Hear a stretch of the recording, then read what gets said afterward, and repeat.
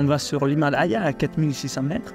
On peut bien découvrir l'Himalaya avec son énergie avec vous. La pratique des immersions dans l'eau froide fait partie de la culture.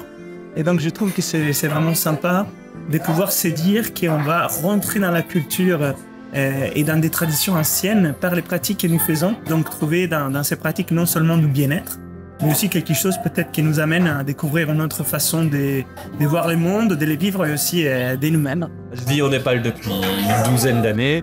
J'organise des voyages là-bas et voilà, ma passion, c'est vraiment ce pays, c'est la montagne. Ce sera avec plaisir de vous y voir et de vous y accueillir. Donc il y a les côtés voyage, il y a les côtés pratique et il y a les côtés aventure, mais en ayant aussi des bases fixes pour dormir, en montant de plus en plus haut et en trouvant des lots de plus en plus froides.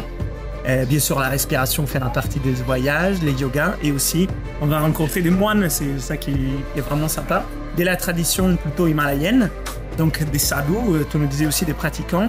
Et on va aussi dans une grotte, qui est la grotte de Milarepa. C'est des lieux un peu magiques et sûrement pas très connus. Tout à fait.